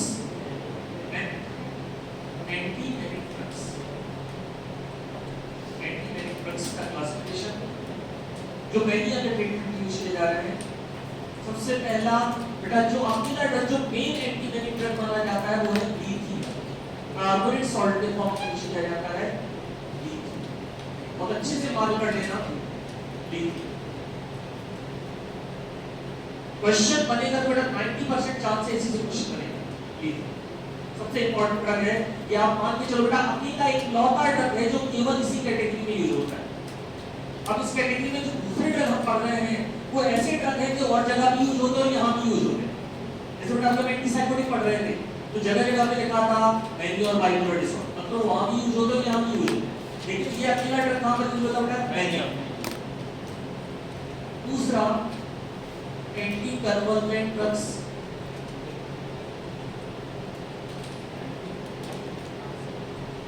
Anti convergent मतलब बेटा ये ऐसे ड्रग हैं जो एपिलेप्सी के ट्रीटमेंट में यूज किए जाते हैं। एपिलेप्सी के ट्रीटमेंट यूज किए जाते हैं, कन्वर्जेंस में भी यूज किए जाते हैं और इनका उपयोग यहाँ पर भी है, सपोर्टिव रोल प्ले करते हैं। ये क्या करते हैं? सपोर्टिव रोल प्ले करते हैं। कन्वर्जन मतलब क्या होता है बेटा? जो एपिलेप्सी के आप सिम्पटम्स देखते हैं, आदमी इतना रहता है, उन्हें क्या बोलते हैं? कन्वर्जन। तो वो वहां भी काम करते हैं और यहाँ भी काम करते हैं। ठीक है?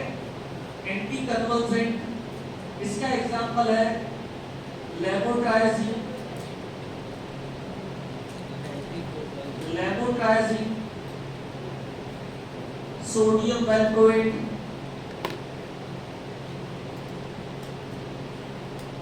Sodium valproate, carbamazepine,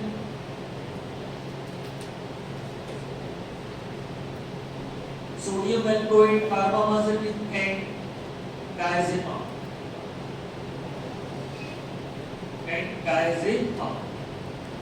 लेवोट्राइजिन, sodium valproate, carbamazepine and diazepam.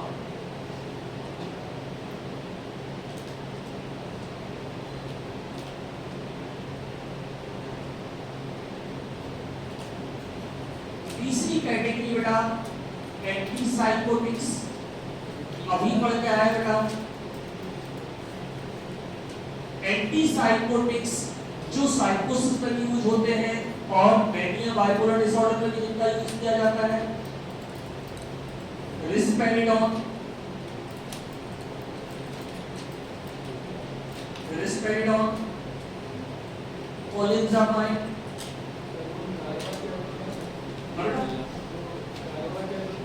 Carbamazepine, MAZEPIN, carbamazepine, ये डायज़ेपाम। एंटीसाइकोटिक्स, एंटीसाइकोटिक्स में रिस्पेरिडोन,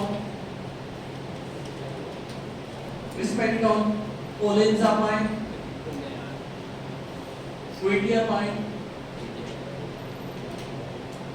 क्विटियामाइन एंड कैरिपाइप्राज़ोल।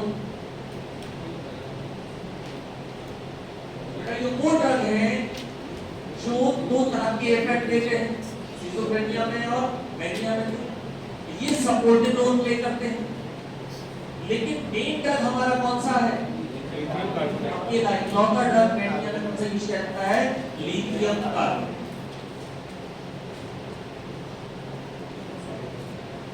कौन सा है? Lithium carbonate. तो यहाँ डिटेल में हमें कौन सा पढ़ना है? लिथियम कार्बोनेट में यहाँ पर डिटेल लिखो बेटा। पहला ड्रग लिथियम कार्बोनेट,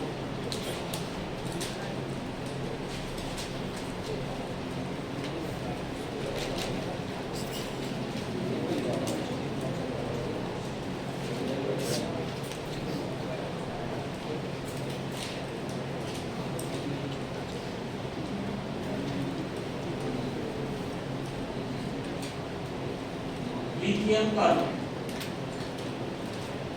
पहला पॉइंट देखो बेटा, on prolonged use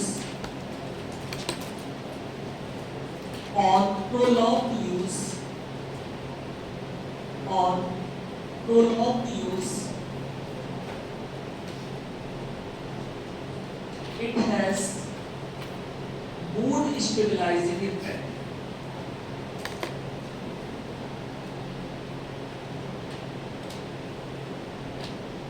On prolonged use it has mood stabilizing effect. बेटा एनिया का सिम्टम्स क्या था? Elevated mood. ये क्या कर रहा है? Stabilise, mood stabilising effect. सबसे इंपॉर्टेंट अगला पॉइंट बेटा, नो साइकोट्रोपिक इफेक्ट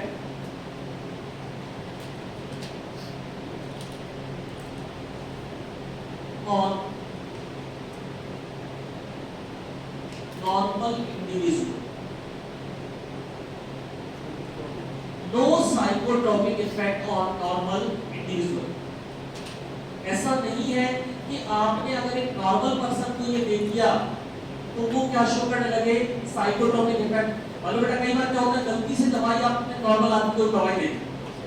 कई बार ऐसा होता है कि डॉक्टर ने गलत डायग्नोस किया, तो अगर आपने ये नॉर्मल आदमी को दवाई दी तो बेटा उसके ऊपर कोई इस तरह का इफेक्ट नहीं आएगा, तो उसमें पागलपन सिम्टम्स आ रहे। साइकोट्रोपिक का मतलब क्या होता है बेटा? जैसा तो पागल जैसा बिहेव करने लगे, ऐसा नहीं है।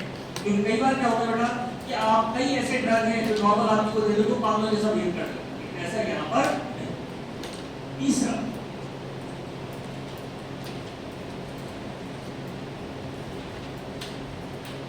also increase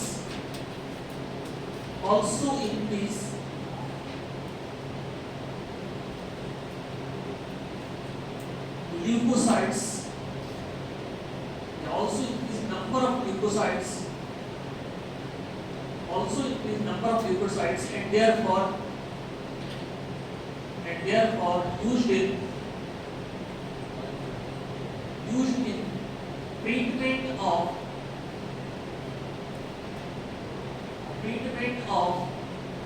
leukopenia,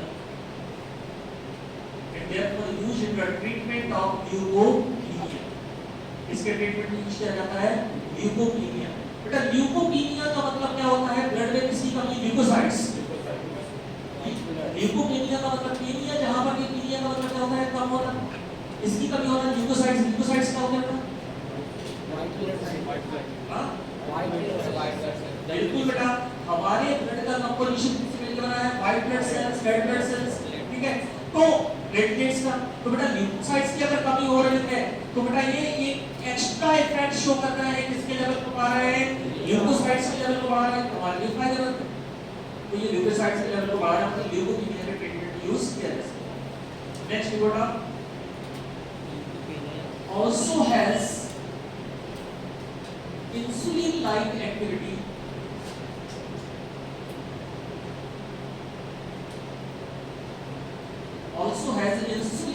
activity on glucose metabolism।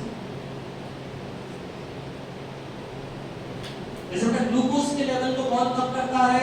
Insulin. अगर आपने डायबिटिक पेशेंट को दे दिया लिथियम तो ये भी उसके जैसा क्या करेगा? ग्लूकोज के लेवल को क्या करेगा? कम करेगा। Also has insulin like activity on glucose metabolism। ये भी इंसुलिन के जैसे ग्लूकोज के लेवल को क्या करेगा? कम करेगा। ठीक है। mechanism of action, देखो नेक्स्ट, mechanism of action।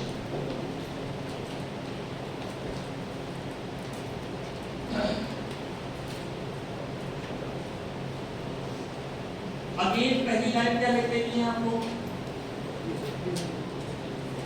लिखोगे स्टिल नॉट क्लियर, लिखोगे स्टिल नॉट क्लियर। मतलब यहाँ पर हम काय के ऊपर चल रहा है बेटा? हाइपोथेसिस। किसके ऊपर चल रहे हैं? हाइपोथेसिस। अब यहाँ समझो बेटा, मैं यहाँ पर कुछ आगे लिखूंगा और आपको देख के बताना है कि क्या मैकेनिज्म हो सकता है लिथियम। हमारे ब्रेन में साइकिल चलती है। इस साइकिल में क्या होता है बेटा? इनोसाइटल 1 फॉस्फेट ये हाइड्रोलाइज होता है, ये हाइड्रोलाइज होता है एक एंजाइम की प्रेजेंस में। एंजाइम का नाम है इनोसाइटल मोनोफॉस्फेटेज।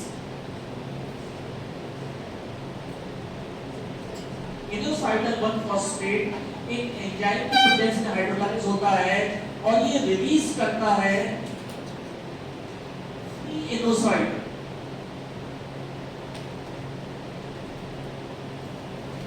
और ये जो फ्री इनोसाइटल्स हैं, ये जो मैसेंजर्स हैं, they act as energy source for hyper active neurons. Hyper active neurons. अब बेटा बेसिक से रिलेट करना है। हमने क्या पढ़ा था? मैनिया का कारण क्या है? Hyper active neurons. अब हाइपर एक्टिव न्यूरॉन्स को एनर्जी कहां से मिल रही है? फ्री इनोसाइटल। फ्री इनोसाइटल कहां से बनता है? इनोसाइटल 1 फॉस्फेट। अब मैं आप सबसे एक्सपेक्ट करूंगा आप लोग मुझे आंसर दें कि आपके हिसाब से लिथियम कहां काम करता होगा?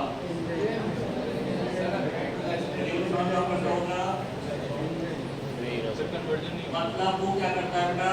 इस एंजाइम को इनहिबिट करता है। कौन से एंजाइम को इनहिबिट कर देते हैं वो लोग? इनोसाइटल मोनोफॉस्फेटेज। तो क्या नहीं हो पाएगा? हाइड्रोलाइसिस। तो क्या नहीं मिल पाएंगे?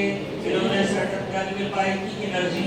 हाइपर एक्टिव न्यूरॉन कैसे नहीं रह पाएंगे? हाइपर एक्टिव नहीं रह पाएंगे। ट्रीटमेंट ऑफ पेन, इसका ट्रीटमेंट बड़े अच्छे से लिख लेना। आपको बुक में बड़ा कॉम्प्लिकेटेड दे दिया है, सिंपल फॉर्म में बताया है।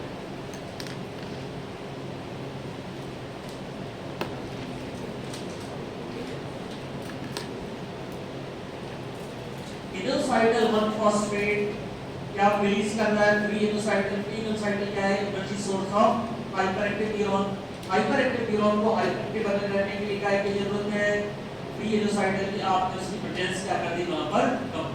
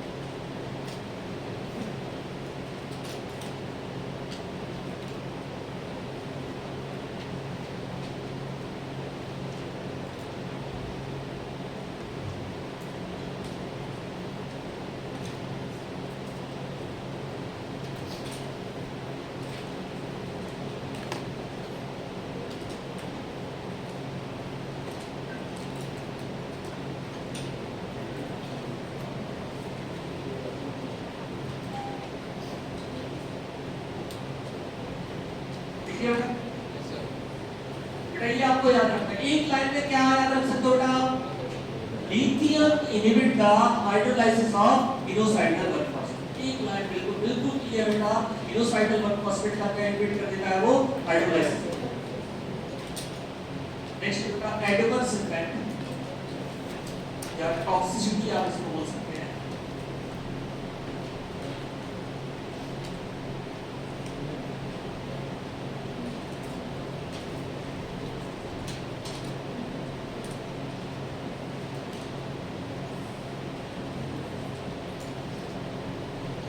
एडवर्स इफेक्ट या टॉक्सिसिटी आप बोल सकते हैं इसको। बेटा सबसे पहली लाइन आपको लिखनी है जो इंपॉर्टेंट है, लो सेफ्टी मार्जिन।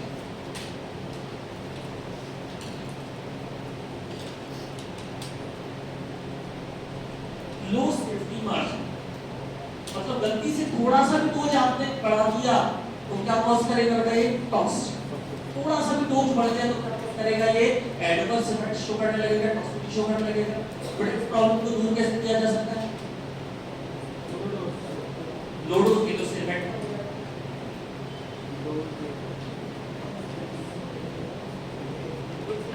चलो सिंपल सा एग्जांपल आपसे लेते हैं। बेटा मान लो सेट्रिन सबसे मीठा माना जाता है, लेकिन सेट्रिन का कोई डोज अगर आपको नुकसान कर रहा है तो सेट भी थोड़ा सा क्या कर दोगे आप, कम कर दोगे, एक तो उससे मिठास कम हो जाएगी। क्या करना चाहिए आपको?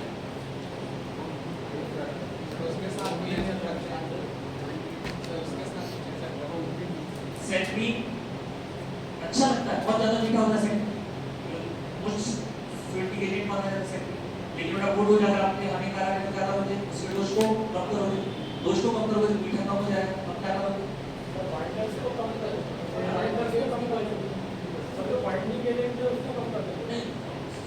स्वीटनिंग एजेंट की बात करें, सेट्रिन आप कम करो, उसमें क्या मिला दो, शक्कर, शक्कर हमारे लिए खतरनाक नहीं है, शक्कर भी मीठी है, सेट्रिन भी मीठा है, तो बेटा यहाँ पे क्या करना चाहिए, ये ब्रेन को शांत कर रहा है, इसका थोड़ा सा डोज कम करके कुछ ऐसे एजेंट इसके साथ में मिला दो जो ब्रेन को क्या करते हो, शांत करते हो, जो नींद लाते हो। यही कारण बेटा इसके साथ कॉम्बिनेशन में क्या दिया जाने लगा, डायजेपाम। डायजेपाम क्यों दिया जाने लगा बेटा, क्योंकि इसका डोज आप कम कर सकते हो, तो क्या मिला के साथ में डायजेपाम, डोज भी कम हो जाएगा, सेफ्टी मार्जिन भी थोड़ा सा बढ़ जाएगा और इफेक्ट भी क्या नहीं होगा, कम नहीं होगा। तो बेटा डायजेपाम इसके जैसा ही लगभग क्या देता है, इफेक्ट देता है। तो उन्होंने क्या प्रैक्टिस में ला दिया, किसके डोज को कम कर दो, लिथियम, और उसमें क्या मिला दो, थोड़ा सा डायजेपाम, ठीक सपोर्टिंग रोल। ठीक है, low safety margin, most common adverse effect is tremor. Most common adverse effect tremor,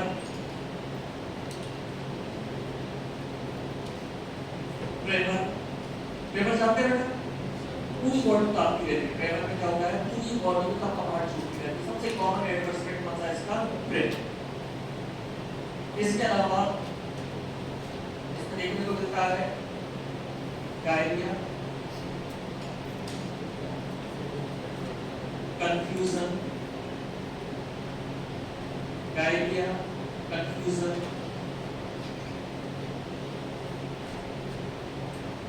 hypothyroidism,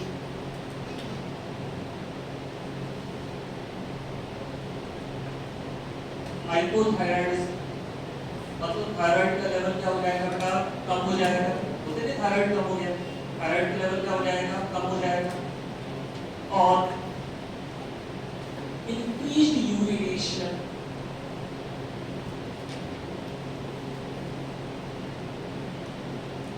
as in case of nephrogenic diabetes insipidus।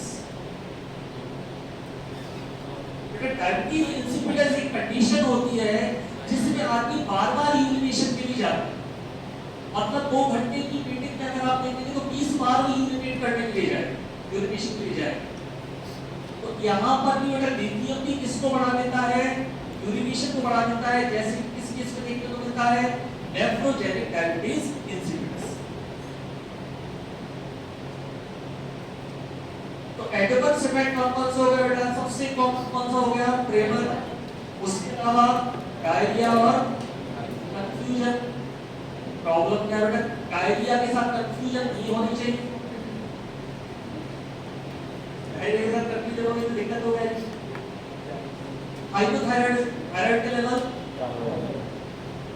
Increase urination, आदमी बार-बार यूरिनेट करने के लिए जाएगा, जैसा कि इसमें देखने को मिलता है डायबिटीज इंसिपिडस, जैसा कि यहाँ देखने को मिलता है डायबिटीज इंसिपिडस।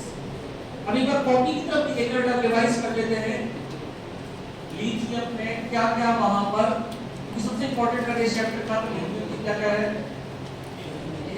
जल्दी बोलो, सबसे कॉमन एडवर्स इफेक्ट कौन सी तरफ नहीं देख रहे, सबसे कॉमन एडवर्स इफेक्ट ट्रेमर, कौन सा है, tremor, okay. Next adverse effect hypothyroid, क्या आएगा, हाइपोथायराइडिज्म, हाइपोथायराइडिज्म, ठीक है। मार्जिन ऑफ सेफ्टी क्या है बेटा, लो है, मार्जिन ऑफ सेफ्टी क्या है, लो है बेटा। इसका ल्यूकोकीनिया में यूज क्यों किया जाता है, लिम्फोसाइट्स की काउंट को क्या बढ़ा देता है, बढ़ा देता है। ल्यूकोसाइट्स के नंबर को क्या कर देता है, ये बढ़ा देता है। बोला जाता है बेटा ये क्या बोला जाता है बेटा कि ये इंसुलिन के जैसा काम करता है। कहां पर? Glucose metabolism, insulin like activity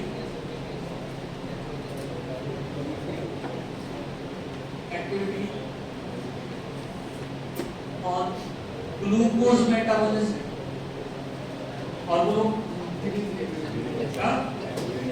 diabetes insipidus condition increase urine क्या जाएगा, इंक्रीज यूरिनेशन, डायरिया।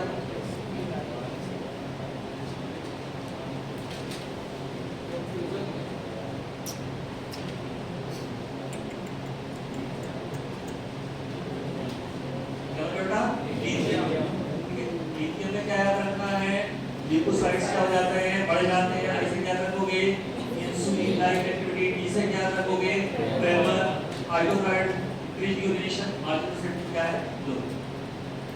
सारे इंपॉर्टेंट फीचर्स बेटा यहां पर आ जाएंगे आपके।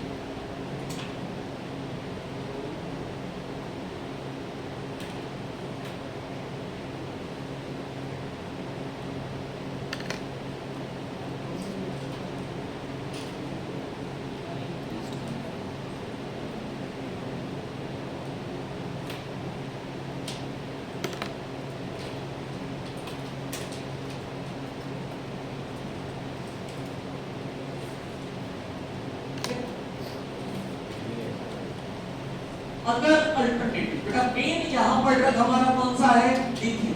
अब जितने इसके अलावा जो ड्रग है उन्हें हम क्या बोलेंगे, अल्टरनेटिव्स। तो मेन ड्रग नहीं वो क्या है आपके, alternatives.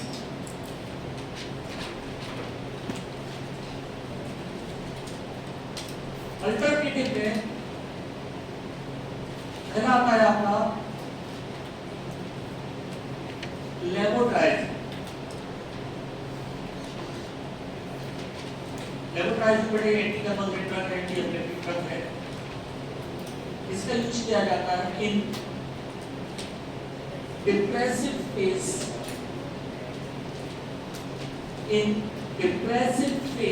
Of bipolar disorder।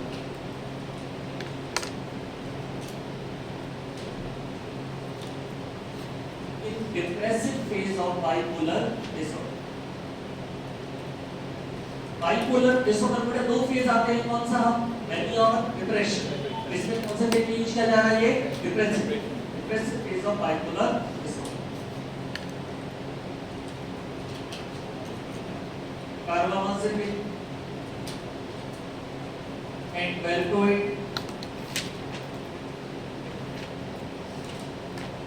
कार्बामाजिपिन and valproate sodium valproate जो आते हैं, यूज किया जाता है बाइपोलर डिसऑर्डर में।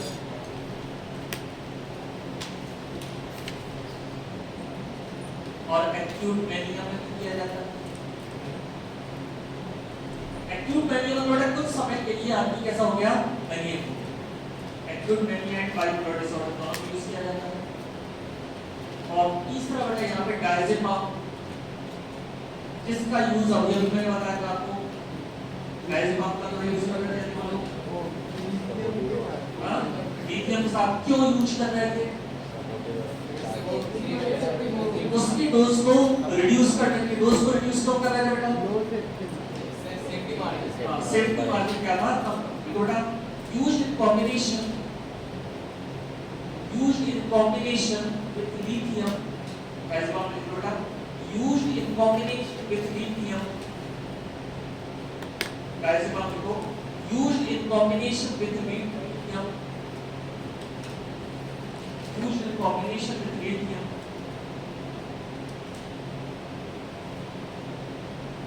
to reduce the dose, used in combination with lithium to reduce the dose, dose reduce करने के लिए यूज किया गया है इस कॉम्बिनेशन में lithium।